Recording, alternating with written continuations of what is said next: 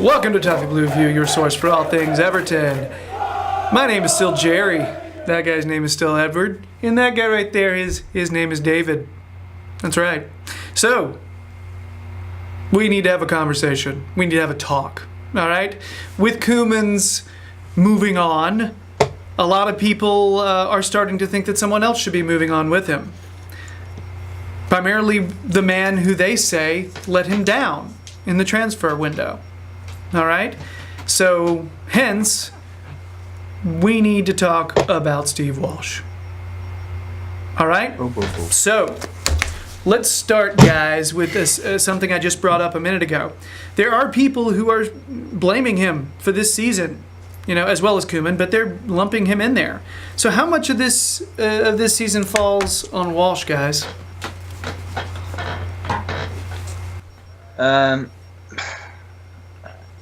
Yeah, maybe. I mean, I'm still kind of in the camp of our squad isn't too bad. So the purchases we've made, I still think could come good. But I think the problem with Walsh is his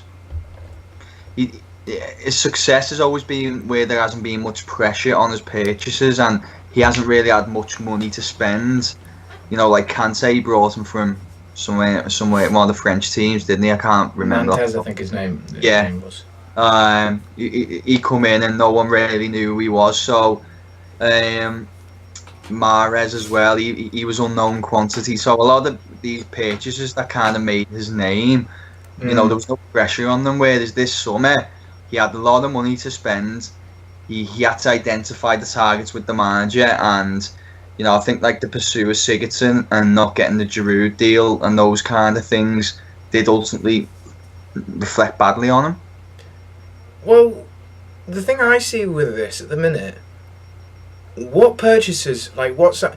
I think we had said this a video or two ago, I can't remember, but what signings were his and what signings were Koeman's? That's the whole thing you got to see with it. I mean, there's three signings that I know of that you can say have been successful. One is Idrissa Gueye, that's Steve Walsh all over. Two, Calvert-Lewin, Steve Walsh, as it's even been said that he was the one who said it, and I think Lookman as well, and all those have been pretty good at Everton. So Koeman, I think really we need to find out who was behind the signings of the likes of Klaassen, the likes of Sandro, things like that. Sandro was probably a Walsh player because it was sort of like one of those bargain buys. So Sandro's success is probably on Walsh's head.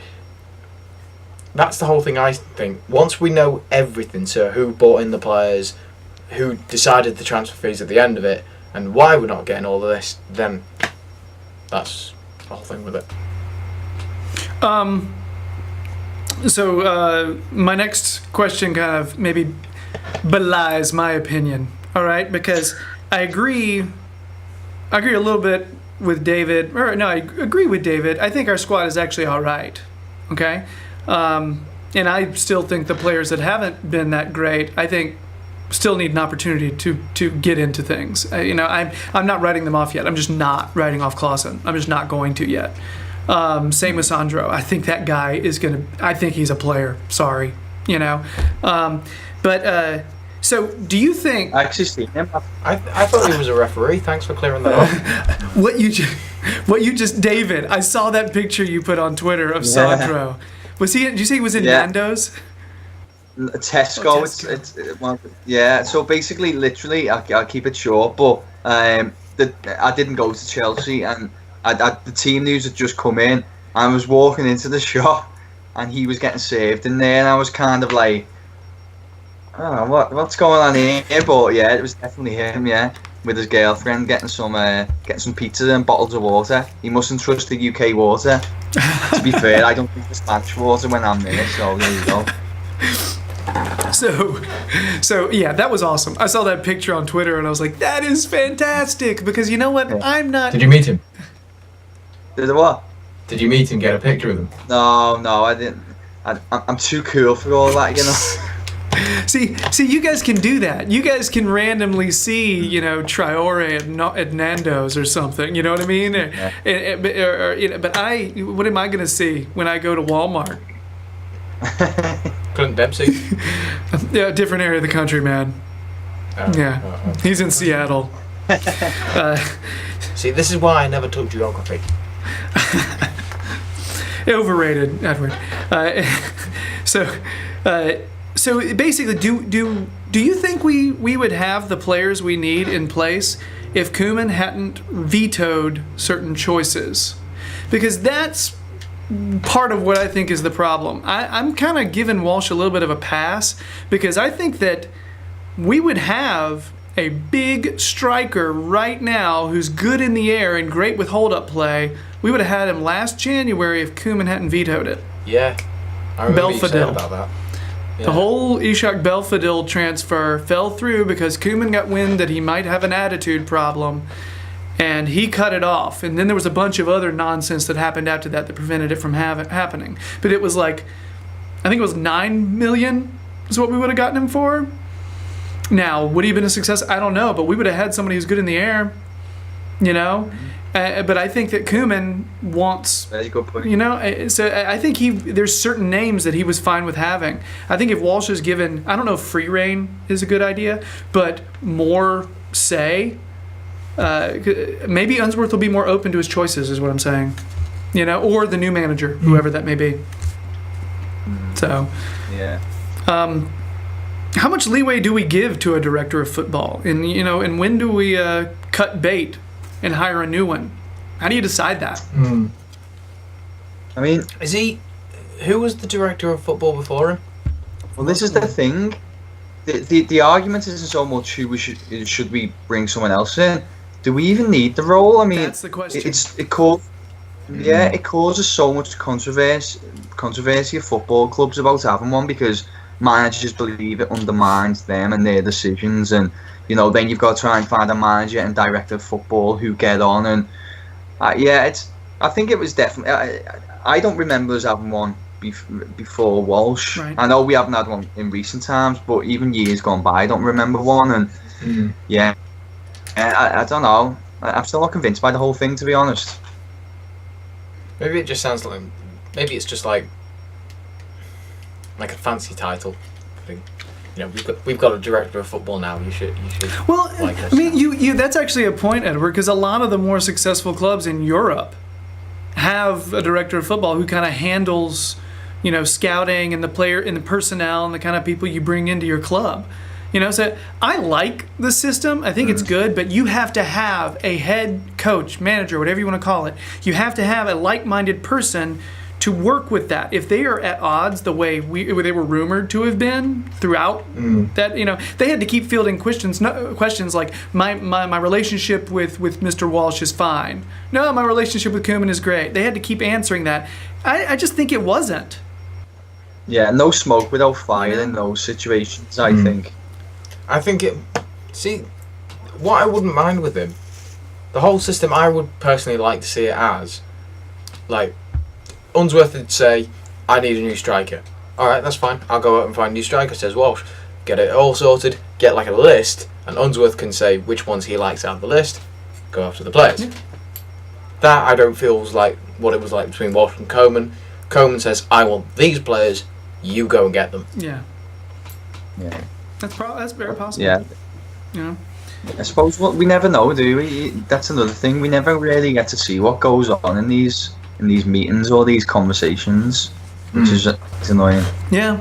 I don't know. The interesting thing with Steve Walsh is I've always gotten the impression that if you've ever seen the film Moneyball, that's basically what I gauge Steve Walsh as being a lot like. I feel like he looks at stats. Who would do that? But I feel like he looks at stats and what's a loser? I feel like he takes a look at stats and he sees that, oh, you know what? Ghana, Idrissa Gueye led the league in interceptions and tackles. He's someone to consider. All right, let's look at Ashley Williams or Kone from Sunderland. These are players that had tons of clearances and intercepted and wins in the air. You know what I mean? I feel like he looks at stats and thinks about and plugs it into a club, which when you do that, you're picking a lot of random folks, and you really have to get people to buy into that all the way. You know? Yeah, like that kind of shit does rock my boat, to be fair, but I do accept that there's flaws within that system as well. I think it's not always as black and white as the stats painted to be. So yeah, I accept that. And personality is not considered in those stats. You know what I mean? And let's be honest. Neither is the team.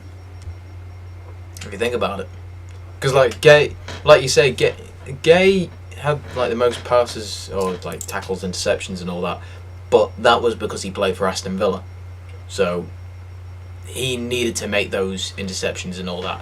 Williams, Koeman all had great interceptions for heading and all that, but that was because they played for Sunderland and Swansea respectively, so they had to do that kind of job.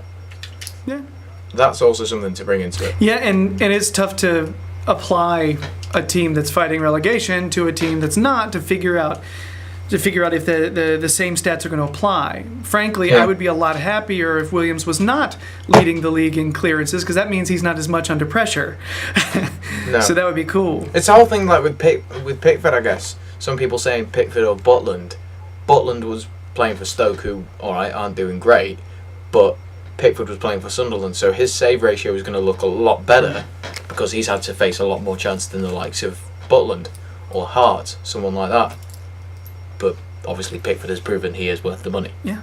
Hence saving us so many times this season. I'll be repping Pickford though in this kind of scenario. Yeah, I don't know. Like I said, I'm still down with Walsh. I still want him in. I think we haven't seen the actual use of his talent yet. So He's not been in too long though, has he? Has he been? Was he in since Koeman started?